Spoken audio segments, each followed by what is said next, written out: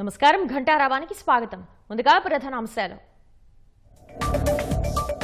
నేడు విశాఖ గుంటూరులో మేయర్ ఎన్నిక, 2 చోట్ల టీడీపీ విజయం లాంఛనం.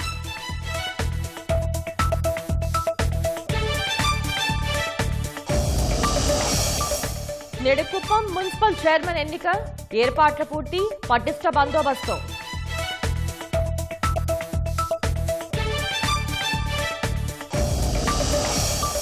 మే 1 నుంచి వీఐపీ బ్రేక్ దర్శనాల సమయం మార్పు, ఉదయం 6 నుంచి 10 గంటల కల్లా పూర్తి చేయాలని నిర్ణయం.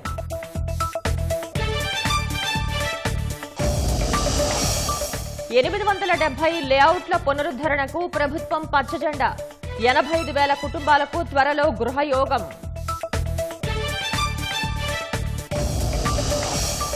4 రోజుల్లో భారత్ను వీడిన 537 మంది పాక్ పౌరులు, గడువు ముగియడంతో సరిహద్దు దాటి పయనం.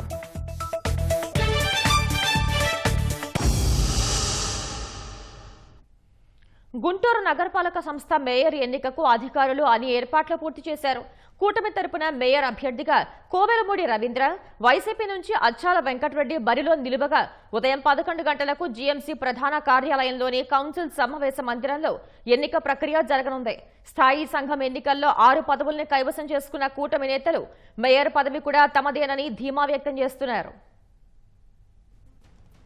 కావటి మనోహర్ నాయుడు రాజీనామాతో గుంటూరు నగరపాలక సంస్థ మేయర్ పదవికి ఎన్నిక జరగనుంది. కూటమి తరపున మేయర్ అభ్యర్థిగా కోవెలమూడి రవీంద్రను ఖరారు చేసిన టీడీపీ బీ ఫారాన్ని కూడా అందజేసింది. వైసీపీ అచ్చాల వెంకటరెడ్డిని మేయర్ అభ్యర్థిగా ప్రకటించింది. 2021లో మున్సిపల్ ఎన్నికల్లో వైసీపీకి 46 సీట్లు రాగా టీడీపీ, జనసేనకు 11 సీట్లే దక్కాయి. వైసీపీ కార్పొరేటర్ కృష్ణారెడ్డి మృతి చెందడంతో ప్రస్తుతం కౌన్సిల్లో 56 మంది సభ్యులున్నారు. ఎక్సాఫిషియో సభ్యులైన ఎంపీ, 3 ఎమ్మెల్యేలు, 3 ఎమ్మెల్సీలు కలిపి మొత్తం 63 మంది సభ్యులున్నారు.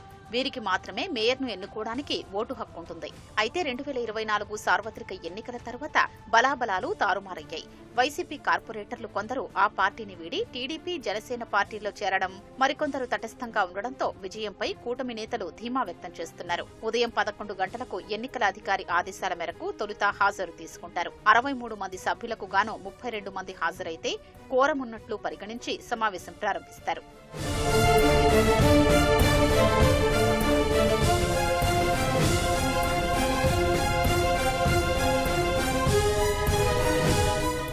ఎన్నికల అధికారి జేసీ భార్గవ్ తేజ ఎన్నిక ప్రక్రియ చదివి వినిపిస్తారు. కౌన్సిల్ హాల్లో మొదటి వరుసలో ఎంపీ, ఎమ్మెల్యేలు, ఎమ్మెల్సీలు, హాల్లో ఒకవైపు వైసీపీ వారిని, మరోవైపు టీడీపీ, జనసేన సభ్యుల్ని కూర్చోబెడతారు.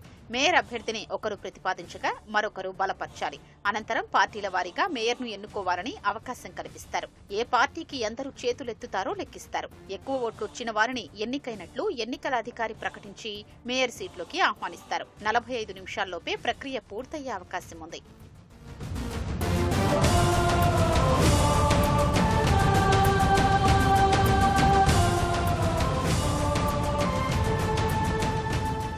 నగరపాలక సంస్థ కౌన్సిల్ హాల్లో జరగనున్న ప్రత్యేక సమావేశం ఏర్పాట్లను ఎన్నికల ప్రిసైడింగ్ అధికారి జేసీ భార్గవ్ తేజ పరిశీలించారు. సభ్యులు మినహా ఇతరులెవ్వరినీ సమావేశం హాల్లోకి అనుమతించబోమని, మొబైల్ ఫోన్లకు అనుమతి లేదన్నారు.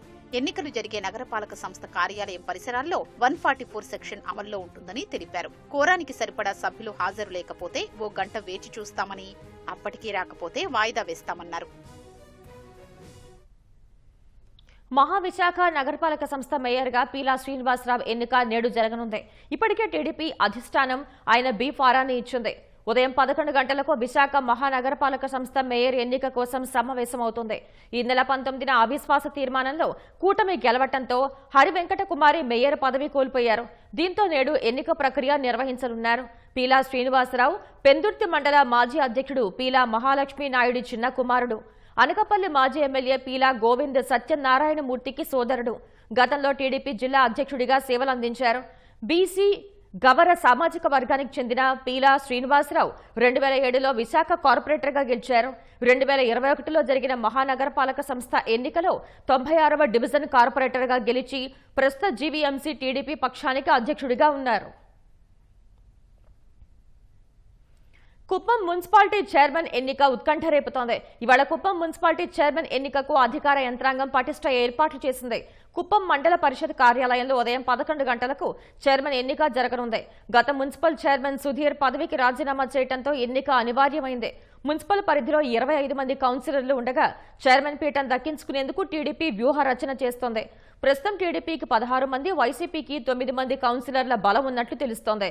ఇరు పార్టీల కౌన్సిలర్లు క్యాంపు రాజకీయాలు కొనసాగిస్తున్నారు. ప్రస్తుత పరిస్థితుల్ని బట్టి చైర్మన్ పదవిని టీడీపీ కైవసం చేసుకోవడం దాదాపు ఖాయంగానే కనిపిస్తోంది. ఎన్నిక వేళ ఎలాంటి అవాంఛనీయ ఘటనలు చోటు చేసుకోకుండా పోలీసులు గట్టి బందోబస్తు ఏర్పాటు చేశారు. ఎన్నికలు జరిగే మండల పరిషత్ కార్యాలయం ప్రాంగణంలో 184 మంది పోలీసులు మోహరించారు. పట్టణంలో 144 సెక్షన్తో పాటు పోలీసు 30 యాక్ట్ను అమలు చేస్తున్నారు.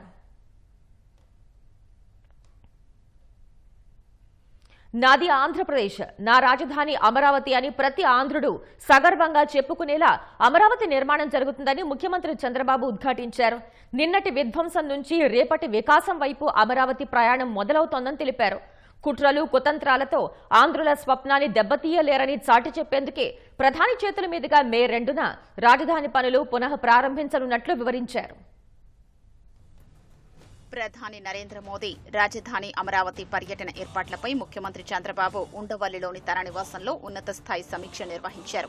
ఈ సమావేశంలో మంత్రులు పయ్యావుల కేశవ్, అనగాని సత్యప్రసాద్, నారాయణ, కొల్లు రవీంద్ర, నాదెండ్ల మనోహర్, సత్యకుమార్తో పాటు డీజీపీ హరీష్ కుమార్ గుప్తా, వివిధ శాఖల అధికారులు పాల్గొన్నారు.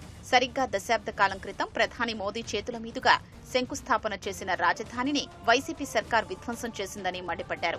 అందుకే నేడు మళ్లీ అదే ప్రధాని చేతుల మీదుగా పనులు తిరిగి ప్రారంభించి ఒక అద్భుత రాజధానిని నిర్మించి విధ్వంసకారులకు గట్టి సమాధానం చెబుతున్నామని తెలిపారు. గత సర్కార్ అమరావతిని దెబ్బతీయారని అనేక కుట్రలు, దాడులు చేసిందని ధ్వజమెత్తారు. అయితే అన్ని ప్రాంతాలు, వర్గాల ప్రజల అభిలాషకు అనుగుణంగా ప్రారంభమైన అమరావతి వాటన్నింటినీ తట్టుకుని నిలబడిందని ఉద్ఘాటించారు. కూటమి ప్రభుత్వం అధికారంలోకి వచ్చిన 10 నెలల్లోనే గత ప్రభుత్వ విధ్వంసం వల్ల ఎదురైన సవాళ్లను పరిష్కరించి నిలిచిపోయిన పనుల్ని పట్టాలెక్కిస్తున్నామని వివరించారు. ప్రధాని రాజధాని నిర్మాణంపై ఎంతో ఆసక్తిగా ఉన్నారన్న సీఎం ఢిల్లీలో జరిగిన భేటీలో సందర్భంగా పలు సూచనలు చేశారని తెలిపారు.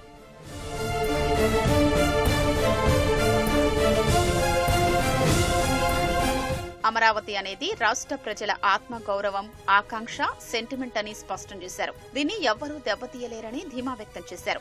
అమరావతి సంపద సృష్టి కేంద్రంగా అన్ని వర్గాల ప్రజలకు ఉద్యోగ, ఉపాధి అవకాశాలు కల్పించే ప్రాంతంగా మారుతుందన్నారు. అమరావతి పనులు పునః ప్రారంభమయ్యే రోజు రాష్ట్ర చరిత్రలోనే గొప్ప మలుపవుతుందన్నారు. ఈ కార్యక్రమాన్ని పండుగ వాతావరణంలో అత్యంత ఘనంగా నిర్వహించాలని ఆదేశించారు. మన అమరావతి, మన రాజధాని ప్రతి ఒక్కరి నినాదం కావాలని ముఖ్యమంత్రి స్పష్టం చేశారు. రాయలసీమలో వివిధ పారిశ్రామిక కారిడార్లు, పోర్టుల నిర్మాణంతో పాటు ఉత్తరాంధ్ర అభివృద్ధికి ప్రాధాన్యమిస్తున్నామన్న సీఎం అన్ని ప్రాంతాల సమగ్రాభివృద్ధితో కూటమి ప్రభుత్వం ముందుకెడుతోందని స్పష్టం చేశారు.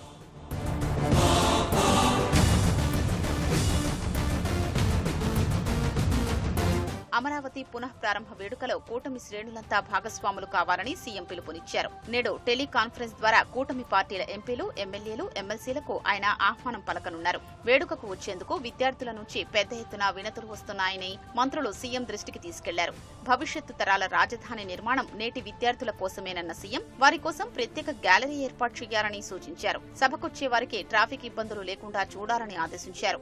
కార్యక్రమ నిర్వహణపై అధికారులు ఆయనకు ప్రెజెంటేషన్ ద్వారా వివరించారు. భద్రతా పరంగా పటిష్ట ఏర్పాట్లు చేయాలని సీఎం సూచించారు. రాజధాని ప్రాంతంలోని గ్రామాల ప్రజల భాగస్వామ్యం ఎక్కువ ఉంటుందన్న సీఎం రవాణా సహా ఇతర అంశాలపై ఎప్పటికప్పుడు సూచనలు, ప్రకటనలు చేయాలని నిర్దేశించారు.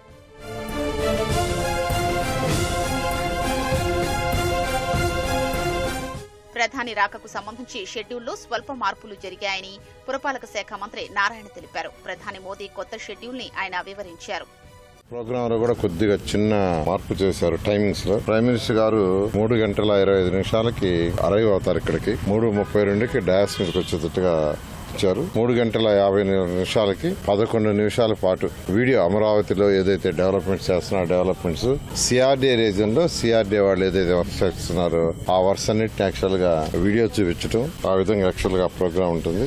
అదైన తర్వాత ప్రైమ్ మినిస్టర్ గారు 4:05 నుంచి 4:45 వరకు మరొక 40 నిమిషాలు మాట్లాడతారు. అదైన తర్వాత 4:45 బయలుదేరి తిరిగి ప్రయాణం జరుగుతుంది. 5 లక్షల మంది వచ్చినప్పుడు రోడ్ షో ఇబ్బంది అవుతుంది కాబట్టి వారు హెలికాప్టర్ దిగంగానే కారులోనే యాక్చువల్ గా అక్కడికి వస్తారు. అన్ని జిల్లాల నుంచి కూడా దీనికి పార్టిసిపేషన్ ఉండాలనేది ముఖ్యమంత్రి గారు ఇచ్చిన ఆదేశం. దాని ప్రకారం అధికారులు ఏర్పాటు చేస్తున్నారు. 8 రూట్స్ యాక్చువల్ గా వచ్చే విధంగా ఏర్పాటు చేసుకున్నారు. దానికి అడిషనల్ గా మరొక 3 రూట్లు కూడా యాక్చువల్ గా వాళ్ళు ఏర్పాటు చేసుకోవడం జరిగింది. 11 ప్లేసుల్లో పార్కింగ్ ప్లేసులు పెట్టారు. ఫుడ్ ఏర్పాటు కూడా ఎటువంటి ఇబ్బంది లేకుండా చేయడం జరిగింది. ఆ రోజు క్లైమేట్ లో కొద్దిగా చేంజ్ ఉంటుందనేది ఫోర్కాస్టింగ్ ఉంది. ఒకవేళ ఏదైనా జల్లులు గిల్లు పడినా ఎలాంటి జాగ్రత్తలు తీసుకోవాలని సూచించారు. పహల్గాం ఉగ్రదాడి తర్వాత భారత్ విధించిన ఆంక్షలతో గత 4 రోజుల వ్యవధిలో సుమారు 537 మంది పాకిస్తానీయులు అటారీ వాఘా సరిహద్దు దాటి తమ దేశానికి వెళ్లిపోయారు. వీరిలో 9 మంది దౌత్యవేత్తలు, అధికారులు కూడా ఉన్నారు. 12 రకాల స్వల్పకాల వీసాలు కలిగిన పాక్ పౌరులంతా భారత్ను వీడి వెళ్లాలంటూ కేంద్ర ప్రభుత్వం ఇచ్చిన గడువు నిన్నటితో ముగిసింది. ఫలితంగా కొంతమంది పాకిస్తానీయులు భారత్ను వీడారు. మరోవైపు 14 మంది దౌత్యవేత్తలు, అధికారులు సహా 850 మంది భారతీయులు పాకిస్తాన్ నుంచి భారత్ చేరుకున్నారు. ప్రభుత్వ ఆదేశాలను ఉల్లంఘిస్తూ భారత్లోనే తిష్టవేసిన పాకిస్తానీయుల్ని ఇమిగ్రేషన్ అండ్ ఫారినర్స్ యాక్ట్ 2025 ప్రకారం అరెస్ట్ చేస్తామని అధికారులు హెచ్చరించారు. ఈ చట్టం కింద అరెస్ట్ అయితే 3 ఏళ్ల వరకు జైలు శిక్ష లేదా గరిష్టంగా 3 లక్షల రూపాయల వరకు జరిమానా ఎదుర్కోవాల్సి వస్తుందని అధికారులు తెలిపారు.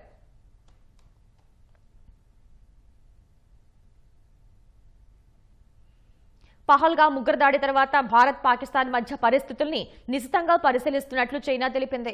పాక్ విదేశాంగ శాఖ మంత్రి ఇషాక్ దార్తో ఫోన్లో మాట్లాడిన చైనా విదేశాంగ శాఖ మంత్రి వాంగ్ యీ ఢిల్లీ, ఇస్లామాబాద్ మధ్య పరిణామాలను నిశితంగా పరిశీలిస్తున్నట్లు చెప్పారు.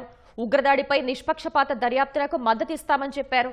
ప్రస్తుత పరిస్థితుల్లో భారత్, పాకిస్తాన్ సంయమనం పాటించాలని చైనా భావిస్తోందని తెలిపారు. పరస్పరం ముందుకు సాగాలని, ఉద్రిక్తతల్ని తగ్గించేందుకు కృషి చేయాలని ఆశిస్తోందని పాక్ మంత్రితో వాంగ్ యీ చెప్పినట్లు చైనా మీడియా తెలిపింది.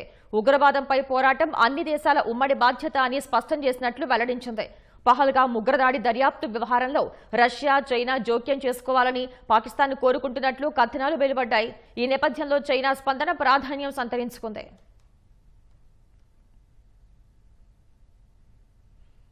పహల్గాం ఉగ్రదాడి ఘటన నేపథ్యంలో పశ్చిమ బంగాల్ సీఎం మమతా బెనర్జీ మేనల్లుడు టీఎంసీ ఎంపీ అభిషేక్ బెనర్జీ కీలక వ్యాఖ్యలు చేశారు. పాక్ ఆక్రమిత కశ్మీర్ పీఓకేను తిరిగి స్వాధీనం చేసుకునే సమయం ఆసన్నమైందన్నారు.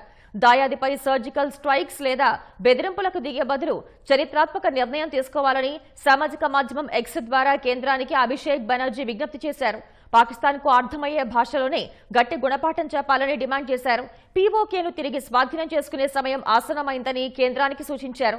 పహల్గాం ఉగ్రదాడి ఘటనపై రాజకీయాలు చేయకుండా సమస్య పరిష్కారానికి ఖచ్చితమైన నిర్ణయం తీసుకోవాలని అభిషేక్ బెనర్జీ కోరారు. ఉగ్రదాడి ఘటనకు దారితీసిన లోపాలపై లోతైన దర్యాప్తు చేయడానికి బదులు ఓ ప్రధాన రాజకీయ పార్టీకి ప్రయోజనం కలిగేలా మెయిన్ స్ట్రీమ్ మీడియా కథనాలు ప్రసారం చేస్తోందని అభిషేక్ బెనర్జీ మండిపడ్డారు. పహల్గాం ఉగ్రదాడిని ఖండిస్తూ టొరంటోలో వందలాది మంది క్యాండిల్ మార్చ్ నిర్వహించారు. మార్చిలో పాల్గొన్న వారిలో హిందువులతో పాటు యూదులు, బలూచీలు, ఇరానియన్లు, కెనడియన్లు ఉన్నారు. పాకిస్తాన్ ముర్దాబాద్ అంటూ వారంతా పెద్ద ఎత్తున నినాదాలు చేశారు. పహల్గాంలో జరిగిన హిందువుల ఊచకోతను తీవ్రంగా ఖండించారు. పాక్ మద్దతు గల జిహాదీ ఉగ్రవాదులు చేసిన ఆ దాడిని వ్యతిరేకిస్తూ హిందూ ఫోరం కెనడా, ఇతర హిందూ సంస్థలు ఈ కార్యక్రమాన్ని నిర్వహించాయి. కెనడా ప్రభుత్వం పాక్ను ఉగ్రవాద దేశంగా ప్రకటించాలని ర్యాలీలో పాల్గొన్న వారు డిమాండ్ చేశారు. కశ్మీరీ హిందువులు 7 మారణ హోమాలు ఎదుర్కొన్నారని 8వది జరిగే ప్రమాదం ఉందంటూ ఆందోళన వ్యక్తం చేశారు. పహల్గాం ఘటనపై కెనడా మౌనంగా ఉండకూడదని, భారత్కు మద్దతుగా నిలవాలని ప్లకార్డులు ప్రదర్శించారు.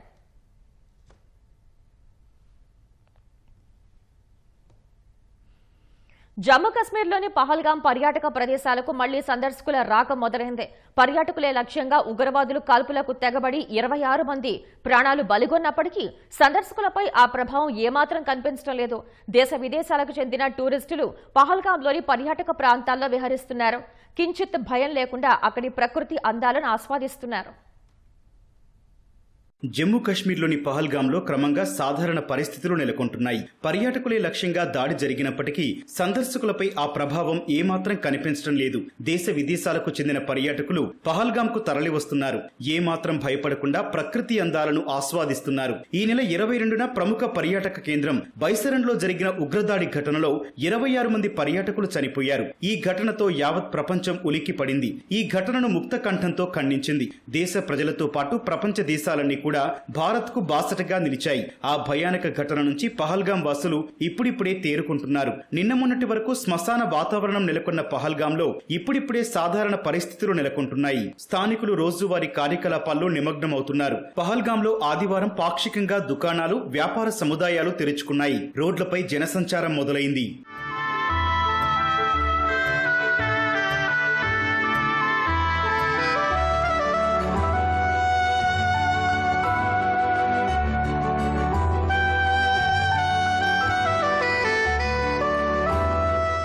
ఉగ్రదాడి ఘటనతో నిన్న మొన్నటి వరకు బోసిపోయిన పహల్గాంలోని పర్యాటక కేంద్రాలకు మళ్లీ సందర్శకుల రాక మొదలైంది. పర్యాటకులే లక్ష్యంగా ఈ నెల 22న ఉగ్రదాడి జరిగినప్పటికీ ఆ ప్రభావం ఏమాత్రం కనిపించడం లేదు. దేశీయ పర్యాటకులతో పాటు విదేశీయులు కూడా పహల్గాంలోని ప్రముఖ పర్యాటక ప్రాంతాలను ఉత్సాహంగా సందర్శిస్తున్నారు. ఏమాత్రం భయపడకుండా అన్ని ప్రాంతాలను కలిగి తిరుగుతున్నారు. ఉగ్రదాడి ఘటన గురించి తెలిసినప్పటికీ భారత్ను, ముఖ్యంగా ఈ ప్రాంతాన్ని సందర్శించాలని నిర్ణయించుకున్నామని, అందుకే పహల్గాంకు వచ్చినట్లు క్రొయేషియా, సెర్బియా పర్యాటకులు తెలిపారు. We decided to come, although we heard the day before that there was the terrorist attack in Kashmir. But we decided to come. We wanted to see the country, we wanted to meet the people, to see the beauties of your country. And so far, we are very satisfied. We feel safe, the people are beautiful, the people are very hospitable. They are talking to us, they are very, very approachable. So yeah, we are very satisfied here. మహారాష్ట్రతో పాటు వివిధ రాష్ట్రాల ప్రజలు పహల్గాంలోని అనేక పర్యాటక ప్రాంతాలను ఉత్సాహంగా సందర్శించారు. భూతల స్వర్గంగా పేరొందిన జమ్మూ కాశ్మీర్ అందాలను ఆస్వాదించారు. ఉత్సాహంగా పడవలో షికారు చేశారు. ప్రకృతి అందాల మధ్య సెల్ఫీలు, గ్రూప్ ఫోటోలు దిగుతూ సంతోషంగా పర్యాటక ప్రాంతాలను సందర్శించినట్లు చెప్పారు. ఈ యాత్ర మధుర స్మృతిగా నిలిచిపోతుందన్నారు. ఉగ్రదాడి ఘటన జరిగినప్పటికీ ఎలాంటి భయం లేదన్నారు. అన్ని చోట్ల సైనిక బలగాలు గస్తీ నిర్వహిస్తున్నట్లు చెప్పారు. మీడియాలో జరుగుతోన్న ప్రచారానికి పూర్తిగా భిన్నమైన వాతావరణం ఇక్కడ ఉందని పర్యాటకులు తెలిపారు. हम यहाँ पे 23 को आए और 22 को अटैक हुआ था, तो आने से पहले बहुत डरे हुए थे. हमारे घर वाले भी बोल रहे थे कि मत जाओ, लेकिन यहाँ आने के बाद बहुत सारे सिक्योरिटी दिखी. सीआरपीएफ के जवान जगह जगह पे है और यहाँ के लोकल जो लोग हैं वो बहुत सपोर्टिव है, कोऑपरेटिव है. ऐसा लगा ही नहीं कि हम बहुत डर के माहौल में यहाँ पे घूम रहे. बहुत सेफ है. एक्चुअली जो माहौल बना है और जो टीवी में हम लोग जो देख रहे हैं, एक्चुअल में यहाँ पे वैसा नहीं है. डर का माहौल तो नहीं है. यहाँ पे बहुत ज़्यादा सेफ है. यहाँ के लोकल पीपल्स इतना रिस्पेक्ट करते हैं, इतना हेल्पफुल है, और जितना यहाँ पे रिस्पेक्ट मिल रहा है इतना मतलब कहीं और तो मुझे नहीं लगता कि इतना हम डिजर्व कर सकते हैं. మరోవైపు బీజేపీ శ్రేణులు, స్థానికులు పహల్గాం ప్రధాన మార్కెట్లో ప్రదర్శన నిర్వహించారు. ఉగ్రవాదంతో పాటు పాకిస్తాన్ కు వ్యతిరేకంగా నినాదాలు చేశారు. నేషనల్ కాన్ఫరెన్స్, బీజేపీ లేదా మరో పార్టీ ఏదైనా ప్రతి ఒక్కరూ ఉగ్రవాదానికి వ్యతిరేకంగా కలిసి పోరాటం చేయాలని నినదించారు. సామాన్య భక్తులకు పెద్దపీట వేస్తూ వేసవి సెలవుల దృష్ట్యా తిరుమల తిరుపతి దేవస్థానం కీలక నిర్ణయం తీసుకుంది. మే 1 నుంచి జూలై 15 వరకు సిఫార్సు లేఖలపై బ్రేక్ దర్శనాలను రద్దు చేసింది. అదే సమయంలో ప్రోటోకాల్ వీఐపీలకు మాత్రమే మే 1 నుంచి శ్రీవారి బ్రేక్ దర్శనం కల్పించాలని నిర్ణయించింది. వీఐపీ బ్రేక్ దర్శనాల సమయాన్ని మార్పు చేయాలని టీటీడీ నిర్ణయం తీసుకుంది. కలియుగ వైకుంఠనాథుణ్ణి దర్శించుకోవడానికి లక్షల సంఖ్యలో వచ్చే భక్తుల అవసరాలను తీర్చడమే ప్రధాన ఎజెండాగా టీటీడీ పాలక మండలి ఉన్నతాధికారులు చర్యలు ప్రారంభించారు. గత నెల 24న పాలక మండలి తీసుకున్న వీఐపీ బ్రేక్ దర్శనాల సమయ మార్పునకు వచ్చే నెల మొదటి రోజు నుంచి ప్రయోగాత్మకంగా ట్రయల్ రన్ నిర్వహించనున్నారు. దశాబ్దాలుగా అమల్లో ఉన్న బ్రేక్ దర్శన సమయాన్ని వైసీపీ ప్రభుత్వం ఉదయం 8 గంటలకు మార్పు చేసి దర్శన విధానాల్లో గందరగోళాన్ని సృష్టించిందన్న వాదన ఉంది. దర్శన సమయం మార్చడమే కాకుండా భక్తులను నానా ఇబ్బందులకు గురిచేశారన్న విమర్శలు వ్యక్తమయ్యాయి. కొత్తగా ఏర్పడిన ధర్మకర్తల మండలి వీఐపీ బ్రేక్ దర్శనాన్ని మార్చి సర్వదర్శన భక్తులకు త్వరితగతిన శ్రీవారి దర్శనం అయ్యేలా చర్యలు తీసుకుంటోంది. మే 1వ తేదీ నుంచి జూలై 15 వరకు వీఐపీ బ్రేక్ దర్శనాల సమయ మార్పును పరిశీలనాత్మకంగా అమలు చేయనున్నారు. ఉదయం 6కే బ్రేక్ దర్శనాలు ప్రారంభించి 10 గంటలకల్లా పూర్తి చేయాలని నిర్ణయించినట్లు టీటీడీ పేర్కొంది. ప్రస్తుతానికి ఈ దర్శనాలు ఉదయం 8 గంటలకు ప్రారంభమై మధ్యాహ్నం 1 గంట వరకు కొనసాగుతోంది.